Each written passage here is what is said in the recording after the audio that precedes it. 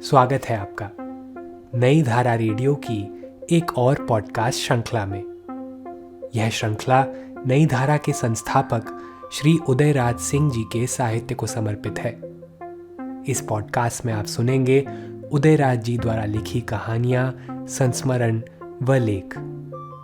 सुनना न भूलें नई धारा रेडियो पर। आज सुनिए संस्मरण पिताजी के रूप में जो मेरे पिता श्री उदयराज सिंह ने अपने पिता राजा राधिकारामन प्रसाद सिंह के बारे में लिखा था। किसी साहित्यकार का बेटा होना एक बड़ा जोखिम उठाने जैसा होता है। भारत में किसी भी साहित्यकार का जीवन इतनी विडंबनाओं से घिरा रहता है कि उसके पुत्र को भी उन्हीं घेरों के बीच जीना पड़ता है। हमारे यहाँ साहित्यकार अभी भी जनमानस में अभिनंदनीय नहीं बन सका है, जबकि राजनेता शीघ्र ही करतालियों की गड़गड़ाहट पर झूम उठता है और जीवन में एक बार भी विधानसभा या संसद में जगह पा गया तो सरकारी पेंशन पा तमाम आर्थिक संकटों से मुक्त हो जाता है। और यदि स्वतंत्रता सेनानी में अपना नाम दर्ज करा लेता है तो फिर क्या कहने, चांदी ही चांदी। और कवि और लेखकों को तो भीड़ में धक्के ही खाने पड़ते हैं। प्रकाशकों की झड़प अलग और संपादकों की चुप्पी अलग। एक कहता हिंदी साहित्यिक किताबें बिकती कहाँ हैं कि आपको बार बार रॉयल्टी दूं, और दूसरा कहता रचनाओं का अंबार लग गया है और लिखित तथा मौखिक सिफारिशों की झड़ी लग गई है, अभी कुछ निर्णय नहीं ले पाया हूं। यदि आपको जल्दी है तो अन्यत्र छपा लें। मुझसे पत्र पुष्प की आशा भी न करें। साहित्यिक पत्रकारिता घाटे का सौदा है। बेचारा हिंदी लेखक। खैर, यहां तो बात मेरे पिता की करनी है, जो जन्म से ही लक्ष्मी पुत्र कहे जाते थे। मगर फर्क एक यही था कि उल्लू उनका वाहन नहीं था, वह था हंस। तो लक्ष्मी तथा सरस्वती के इस लाडले का जन्म एक राजा के प्रथम पुत्र के रूप में हुआ था, जिसके दरबार की यह परंपरा थी कि प्रतिदिन सुबह नहा धोकर उस बेटे को नियमबद्ध हो दरबारी पहराव पहनकर पिता के दरबार में उपस्थित हो उनके पैर छूकर प्रणाम करना, और जब पिताजी पूछते रउआ कैसन बानी तो सर झुकाए ही उत्तर देना कि अपने के आशीर्वाद से ठीक बानी। इतना कहकर फिर दरबार से बाहर निकल जाना, और उसके बाद 24 घंटों तक पिता पुत्र के बीच कोई भी संपर्क नहीं। यही मेरे पिता के रोजमर्रे की जीवन की एक बंधी सधी लीक थी, जिसे उन्होंने 13 वर्षों तक निभाया। फिर तो पितृविहीन ही उनका जीवन रहा। मगर पिता पुत्र के बीच इस घोर दुराव के ये संस्कार जो उनके जीवन के बाल्यकाल में ही पड़ गए थे, वे मृत्यु दिन तक बने रहे। इसलिए हम दोनों भाई उनसे आजीवन बहुत औपचारिक रहे। जब मैंने भी होश संभाला और जाना कि वे मेरे पिता हैं, तो पाया कि वह दुराव की स्थिति कायम है। हाँ, फर्क इतना ही हुआ है कि न वह मेरे पितामह का दरबार है और न रंगरलियां। और हाँ, रउआ शब्द मां तक ही सीमित हो गया और बच्चों से तू कहा जाने लगा, मगर हम उन्हें बाबूजी और रउआ ही कहते। जब दूर से देखता कि वे आ रहे हैं तो उधर से दूर भागता, और कहीं वे भूले भटके बच्चों की मंडली से गुजरने लगते तो हम चुपचाप नीचे निगाह कर बड़े झुक कर खड़े हो जाते, और जब तक वे आंखों से ओझल नहीं हो जाते कोई लड़का चूं तक नहीं करता। यदि छोटे बाबूजी हमारे सामने से गुजरते तो किसी को काटो तो खून नहीं, सभी सहम जाते। वे बड़े गुस्सावर और अनुशासन प्रिय थे। बच्चों को जो पहरावा वे ऑर्डर करते पहनने का वही हम पहनते और बहनें भी साड़ी से बदन ढक कर माथा छिपाए चुप सहमी खड़ी रहती। जब वे निकल जाते तो हम चैन की सांस लेते। हमारे शिक्षक भी जो हमें पढ़ाते रहते वे भी हमारे साथ चुप्पी साधे खड़े रहते और दोनों बाबूजी हमारी शिक्षा के विषय में जो उनसे पूछताछ करते उन्हें एक ही वाक्य में झट उत्तर देना पड़ता। और यदि वे जरा भी लड़खड़ाए तो बाबूजी हंसते निकल जाते, मगर छोटे बाबूजी सोचते कि वह झूठ बोल रहा है, बस बड़ी बेरहमी से झिड़क देते। इसलिए गांव के बड़े बंगले में जहां दोनों बाबूजी रहते, कोई भी अंदर आने के पहले फाटक पर ही पता लगा लेता आज छोटे सरकार का मूड कैसा है। तो ऐसे कड़े नियमों से बद्ध एक राज परिवार में मेरा बालपन गुजर रहा था। जब कभी मां मैके आरा आती तो हम दोनों बाबूजी के पैर छू प्रणाम करते और लौटने पर भी पैर छूना पड़ता। आरा साथ में हमारे शिक्षक भी जाते और कभी आरा जिला स्कूल के शिक्षक भी पढ़ाने आते। उन्हीं में स्वर्गीय बाबू शिव स्वरूप वर्मा तथा पंडित रामवृक्ष शर्मा भी थे, जो पीछे पटना में बिहार सरकार के शिक्षा विभाग के उच्च पदाधिकारी भी बने और मेरे प्रकाशकीय जीवन के अभिभावक भी। उन्होंने गुरु शिष्य की परंपरा मुझसे अंत तक निभाई। कुछ और उम्र बढ़ी तो जाना कि मेरे पिता एक लेखक भी हैं। पंडित जगदीश शुक्ल हमें हिंदी पढ़ाने लगे। मैं सूर्यपुरा हाई स्कूल में ही पढ़ने लगा और पंडित जी वहीं हेड पंडित थे तथा हिंदी शिक्षक भी। मुझे बड़ा आश्चर्य हुआ कि मुंशी प्रेमचंद, आचार्य महावीर प्रसाद द्विवेदी, राय बहादुर श्याम सुंदर दास, महाकवि हरिऔध तथा मैथिली शरण गुप्त की तरह मेरे पिता की भी रचनाएं पुस्तकों में छपती हैं। मेरे अपने पिता के जीवन के इस पक्ष से अपरिचित रहने का एक कारण यह भी था कि 1920 में बिहार हिंदी साहित्य सम्मेलन के बेतिया अधिवेशन में सभापतित्व करने के बाद उनकी लेखनी जो राजकाज में घोर व्यस्तता तथा शाहबाद जिला बोर्ड की चेयरमैनी से नजरबंद हुई, वह 1935 की एक रात पटना के एल्फिंस्टन सिनेमा हॉल के पर्दे पर प्रसिद्ध अंग्रेजी उपन्यास वैनिटी फेयर पर बनी फिल्म को देखते समय स्वर्गीय डॉक्टर सच्चिदानंद सिन्हा तथा अंग्रेजी के चंद हिमायती मित्रों के हिंदी की खिल्ली उड़ाने तथा उनकी तोता चश्मी पर कहीं जाकर टूटी। फिर तो राम रहीम के प्रणयन की उन्होंने कसम खाई। पहले तो इतने दिनों से जंग खाई उनकी लेखनी थथमी, मगर फिर तो उन्हीं के शब्दों में बादल चले आते हैं मजमू मेरे आगे। सन 1920 से 35 तक के इसी अंतराल में मेरा जन्म हुआ। मैं कुछ बढ़ा तो मेरी माँ ने मुझे वर्णमाला का ज्ञान कराया, और बढ़ा तो दो भाइयों के साथ चाचा साहब मुंशी वासुदेव नारायण से पहली पोथी तथा स्लेट पर पहाड़ा सीखने लगा। और बढ़ा तो बड़े शिक्षक कोर्स के किताबें पढ़ाने लगे और 1934 से स्थानीय सूर्यपुरा स्कूल में भर्ती कराया गया।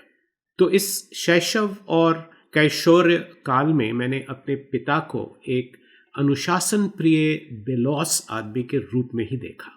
उनका दूसरा रूप था एक अति व्यस्त जमींदार या लाट साहब के दरबार में अक्सर शेरवानी, चूड़ीदार पैजामा तथा जोधपुरी साफे में लैस जाते हुए एक राजा का। उन दिनों बिजली तो थी नहीं, लालटेन लिए एक नौकर खड़ा रहता तथा आईना लिए दूसरा, और मेरे पिता साफे को सीटते रहते और उसके हर कोण को ठीक करते। दोनों भाइयों को सुंदर साफा बांधने में महारत हासिल थी। लड़कपन से सीखते सीखते उनके हाथ सद गए थे। दशहरे के दिन इसी राजसी लिबास में जब राजा साहब और उनके अनुज कुमार साहब गद्दी पर तौजी के लिए अपने गढ़ पर दरबार में बैठते और उनके साथ हम भाइयों को भी उसी पहरावे में बिठाया जाता, तो मेरे पिता के सामने एक केस से निकालकर लंबी लाल मखमली म्यान में रखी तलवार रख दी जाती। दूसरे दिन उनका नौकर छोटक उसे अलमारी में बंद करने लगता तो मैं उससे पूछता, यह क्या है? तो वह उत्तर देता, राजा की उपाधि के साथ बाबूजी को कलकत्ता में लाट साहब ने यह नाम खुदी हुई तलवार भी दी थी। यही कायदा है। अब मैं अलमारी में इसे साल भर के लिए बंद कर देता हूं और राजा साहब तो इसे कभी छूते तक नहीं। सिर्फ कुमार साहब के डर से यह सब तामझाम होता, वरना जिस दिन 1 जनवरी 1920 को उन्हें उपाधि मिली और कलकत्ता जाकर बड़े लाट के दरबार में उपाधि ग्रहण करने का न्योता आया, तो मैंने सरकार से कहा कि उनका जूता बहुत पुराना है। जब पटना कॉलेज में एमए में आप पढ़ते थे, तब से ही मैं इसे किसी तरह चला रहा हूं। कहीं छोटे सरकार की नजर पड़ गई तो मेरी शामत आ जाएगी। तो कहते कि एक घड़ी की बात है, खूब चमका दो, सब निकल जाएगा। मगर हुआ वही जो मैं डरता था। शेरवानी साफे में लैस जब मेरे पिता उपाधि ग्रहण को कलकत्ता के दरभंगा हाउस से चलने को तैयार हुए और छोटक ने उमच कर जो उस चमचमाते जूते पर फीता कसा, तो वह बुढ़ापे की बोझ से चरमरा कर टूट गया और सबको दिन में तारे दिखने लगे।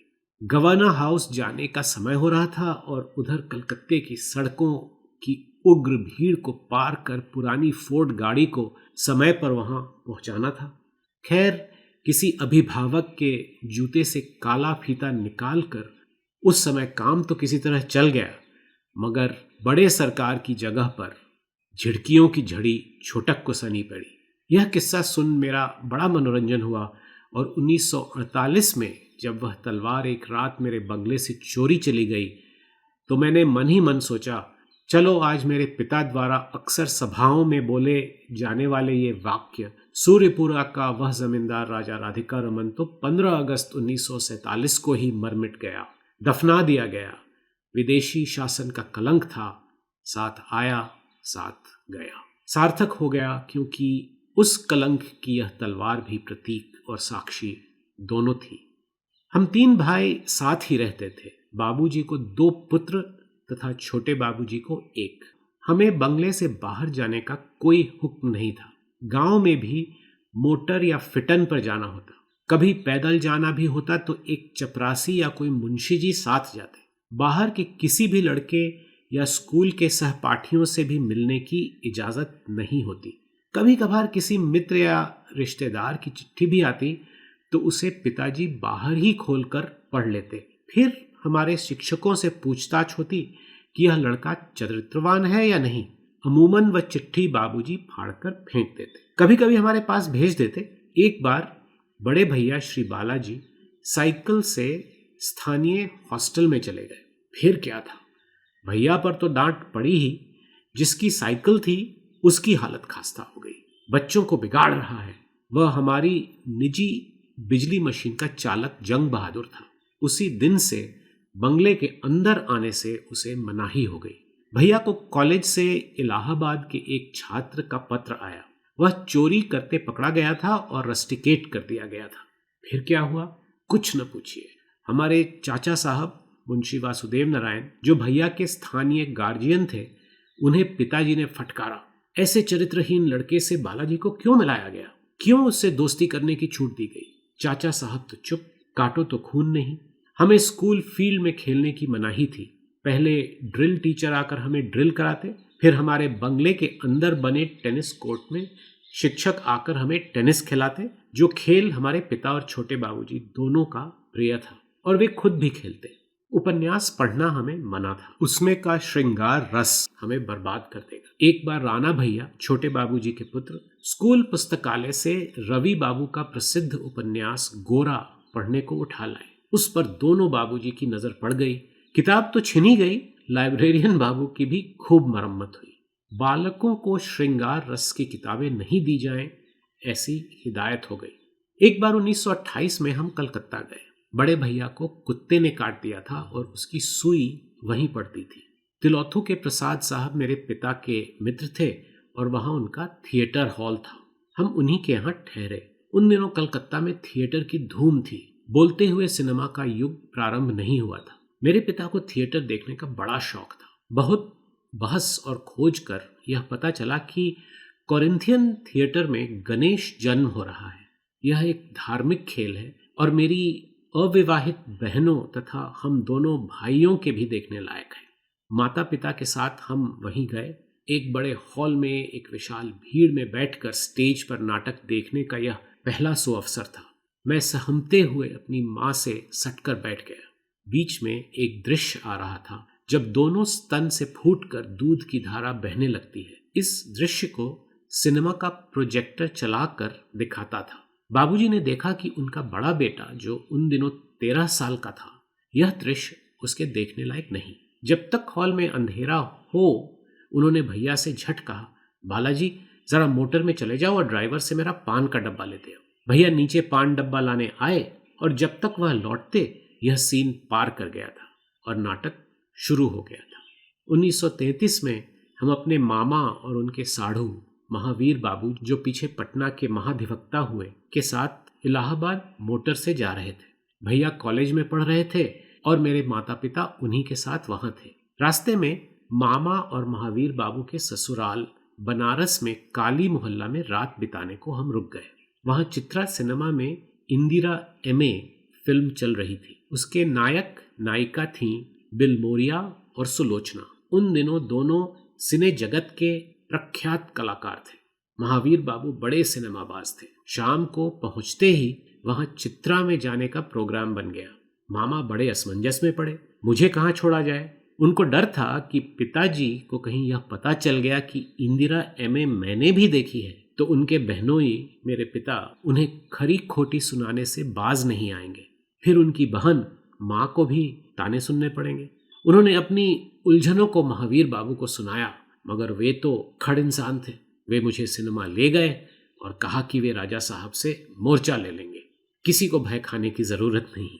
पिताजी को उपन्यासकार के रूप में मैंने 1935 के जाड़े में देखा, जब शिवपूजन बाबू मेरे होश में पहली बार सूर्यपुरा पधारे और अपने टाउन स्कूल आरा के सहपाठी बाबू राधा प्रसाद, उप प्रधान अध्यापक सूर्यपुरा हाई स्कूल के यहाँ उनके हॉस्टल के क्वार्टर में रहने लगे। उसी समय शिवपूजन बाबू से भी जान पहचान हुई और सुरेश कुमार से भी घनिष्ठता बढ़ी, क्योंकि वे मेरे बंगले पर पिताजी की बगल में बैठकर राम रहीम की प्रेस कॉपी तैयार करने लगे। शिवपूजन बाबू प्रेस कॉपी पर लाल कलम से संशोधन करने लगे और कभी कभी उनके साथ गंगा मासिक के उनके पुराने सहयोगी श्रीमद् भागवत प्रसाद वर्मा, स्थानीय हाई स्कूल के हिंदी शिक्षक, भी एक बार फिर सहाय जी के सहयोगी के रूप में वहां बैठते। बाबूजी भी आते और राम रहीम उपन्यास के एक एक शब्द, कभी कभी एक एक वाक्य पर बहस मुबाहिसे होते। तब कहीं वे शब्द या वाक्य लेखक द्वारा बिठाए जाते। मैं दूर किसी कोने से या दीवार की ओट से इन बहसों को सुनता रहता, रस भी लेता और डरता भी कि कहीं बाबूजी मुझे देख न ले और डांट न पड़ जाए। यह भी सोचता कि जो व्यक्ति अपनी वेशभूषा, अपने शरीर के चाक चिक्क से इतना बेलौस है, वह अपनी भाषा और उसकी शैली की मीनाकारी और पचीकारी में सही सही रंग मिलाने में कितना प्रवीण और सजग है। उस शैली सम्राट की एक और विशेषता थी, बराबर राजकाज की भीड़ तथा विपरीत परिस्थितियों से घिरे रहने पर भी उसकी हृतंत्री के तार बराबर सुर से सधे रहते थे। उन्हें सारंगी या तबले से सुर में सुर मिलाने की आवश्यकता नहीं थी, बस उन्हें उन सजग अंगुलियों से छू जाने की प्रतीक्षा थी कि वे अपने आप झट झंकृत हो जाते। आदमियों से घिरे रहने पर भी, किसी मुकद्दमे की गुत्थियां सुलझाते हुए भी यदि कोई प्लॉट का अंश कौंध जाता तो वे झट किसी पत्रिका के हाशिए पर लिखने लगते। वकील साहब चुप हो जाते और बाबूजी किसी दूसरे लोक में चले जाते। फिर रात तो उनकी अपनी होती और रात भर जग कर राम रहीम लिखते चले जाते। गजब की प्रतिभा थी उनमें। अपने जीवन के अंतिम वर्षों में अक्सर कहते, यदि जीवन भर वे केवल साहित्य के होकर ही रहते तो आज हिंदी संसार को बहुत कुछ दे पाते। यह टीस, यह कसक वे अपने साथ ले गए। खैर, अंत में पूरी प्रेस कॉपी शिवपूजन बाबू विद्यापति प्रेस लहेरिया सराय दरभंगा ले गए और वहीं से 990 पृष्ठों में डबल क्राउन साइज में छपकर और उपेंद्र महारथी जी द्वारा रचित तिरंगे कवर पृष्ठ से सुसज्जित राम रहीम का 1936 में अवतरण हुआ। उन दिनों का वह बहुचर्चित उपन्यास रहा। उपन्यास सम्राट मुंशी प्रेमचंद के गोदान के समकालीन होते हुए भी राम रहीम की काफी प्रशंसा और आलोचना हुई, मगर गुलाब राय जी के साहित्य संदेश आगरा में जो डॉक्टर दिवाकर प्रसाद विद्यार्थी तथा केसरी किशोर शरण की विस्तृत समीक्षाएं निकली वे बेजोड़ थीं। डॉक्टर विद्यार्थी ने वैनिटी फेयर की तरह राम रहीम को एक नायक विहीन महान व्यंग्य साहित्य का अद्वितीय रचना माना। उस समय मैं राम रहीम को न पढ़ूं यह असंभव था। बाबूजी राम रहीम की प्रतियां हमसे छिपा कर रखते क्योंकि उसमें श्रृंगार था, मगर वे जब भी आरा शहर में जाते मैं उसे चुरा कर पढ़ने लगता और एक बार जब पूरा पढ़ गया तो उससे इतना प्रभावित हुआ कि मुझ में छिपी एक साहित्यकार की सुषुप्त चेतना एक बारगी जाग पड़ी और मैं भी लेखन की ओर अग्रसर हुआ। फिर उसी समय 1937 में आरा में बिहार हिंदी साहित्य सम्मेलन का अधिवेशन होने वाला था और बाबूजी स्वागताध्यक्ष हुए और वे अपने स्वागत भाषण लिखने लगे और शिवपूजन बाबू भी सूर्यपुरा पहुंचे। बिना उन्हें दिखाए वे अपना लेखन प्रेस में छपने नहीं भेजते और फिर वही एक एक पंक्ति पर बहस छिड़ती। फिर वह फाइनल होता तो बाबूजी आगे लिखने बैठते और सुरेश बाबू प्रेस कॉपी तैयार करने लगते। पंडित पारसनाथ त्रिपाठी की पाटलिपुत्र पत्रिका में उसे छपना था, पीर मोहम्मद मुनीस अध्यक्ष के भाषण के साथ। वह सम्मेलन आरा टाउन स्कूल तथा बाल हिंदी पुस्तकालय के प्रांगण में संपन्न हुआ और भाव और भाषा, बोलने तथा कहने की अपनी खास भंगिमा से स्वागताध्यक्ष के भाषण ने सारे माहौल को मोह लिया। एक एक पंक्ति पर साहित्यकार झूम उठते और मिनट दर मिनट करतालियों की गड़गड़ाहट से शामियाना गूंज उठता। मुख्यमंत्री श्री कृष्ण सिंह तथा शिक्षा मंत्री आचार्य बद्रीनाथ वर्मा भी वहां उपस्थित थे। श्री बाबू तो उद्घाटन करता ही थे। मेरी बगल में बैठे मेरे शिक्षक श्रीमद भागवत प्रसाद वर्मा ने मुझसे कहा, देखते हैं शिवाजी, बद्री बाबू अब ताली भी नहीं बजा पाते, रस की चाशनी में डूबे हुए झूम कर सिर्फ सर हिला देते हैं और जरा शिवजी की मुस्कुराहट पर गौर करेंगे। उधर बेनीपुरी जी का सिर्फ ठहाका सुनिए और वे हैं गोरे सलोने नवयुवक उदयीमान कवि दिनकर।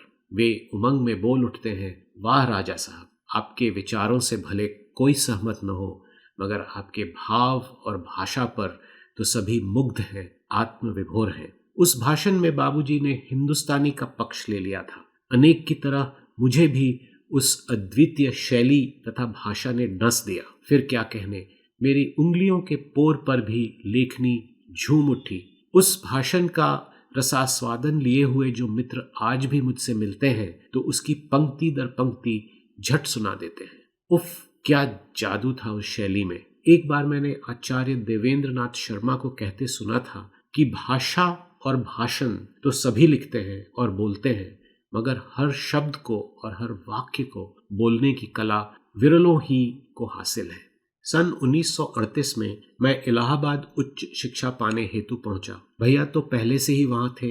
बाबूजी की सख्त हिदायत थी कि कॉलेज के बाद खेल के मैदान में जाना अति आवश्यक है और सुबह रात्रि में सिर्फ कोर्स की किताबें पढ़ना, सिनेमा यारवाशी से दूर रहना और plane living and high thinking हमारा लक्ष्य हो। कुछ दिनों मकान किराया पर लेकर रहने के पश्चात हम हॉस्टल में रहने लगे और हमारे एक गार्जियन मुंशी वासुदेव नारायण, जिन्हें हम प्रेम से चाचा साहब कहते, एक कमरा लेकर वहां रहने लगे। बीच बीच में बाबूजी भी आकर देख जाते और यदि उन्हें खोज खबर मिल जाती कि हम किसी ऐसे शिक्षक से घर पर पढ़ने जाते हैं जिनकी बिना ब्याही बेटियां हैं, तो चाचा साहब को खूब खरी खोटी सुनाते, ऐसा शिक्षक आपने क्यों चुना, हमारे लड़के जवान हो गए हैं, हमें उनसे मिलाइए। फिर वे चाचा साहब के साथ उस शिक्षक के पास जाते और उन्हें और उनके परिवार को परखने की कोशिश करते। यदि वे देख लेते कि उनकी बेटियां साधारण हैं तो उन्हें कुछ इत्मीनान होता। मेरे दोस्तों का भी पता ठिकाना पूछते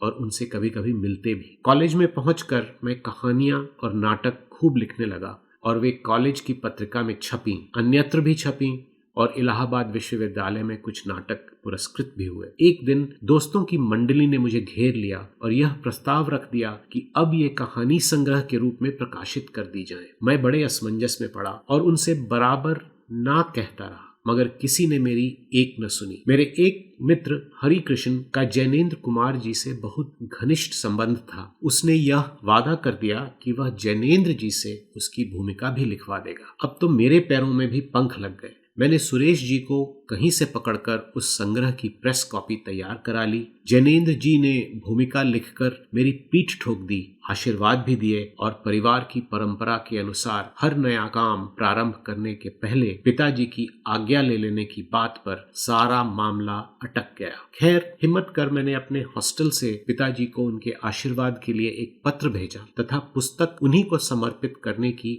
आज्ञा भी मांगी। मेरी पिताजी से चिट्ठी पत्री कभी नहीं होती, भैया भी उनसे यही दूरी रखते थे। कभी भी कुछ पूछना होता तो माँ ही माध्यम बनती, परंतु इस बार उन्होंने झट उत्तर दिया। आशीर्वाद और आज्ञा दोनों मिले और यह सीख मिली, अभी भरने का समय है, उभरने का नहीं। और नामवरी तो अपने आप पीछे आएगी यदि साहित्य देवता की सेवा सच्ची और भरपूर रही। मुझे ये आशीर्वाद पाकर पार हर्ष हुआ और इलाहाबाद के लॉ जर्नल प्रेस में उसकी छपाई हुई। हमारे पुट्टू चाचा सत्यदेव नारायण सिन्हा ने कवर का चित्र ऐसा लाजवाब बनाया कि महियसी महादेवी जी को जब मैंने वह पुस्तक दी तो वे फड़क उठी और कहा, यह तो बिहार की छपाई और रूप सज्जा नहीं। तो मैंने चट कहा, यह आपके इलाहाबाद की ही छपाई है और रूप सज्जा का श्रेय बलिया निवासी एक विज्ञान तथा ड्राइंग के शिक्षक को जाता है। मुझे बड़ा दुख है कि उस संस्करण की कोई भी प्रति अब उपलब्ध नहीं। इस बीच मेरे भाई तथा मेरे लिए विवाह के अनेक प्रस्ताव आते रहे,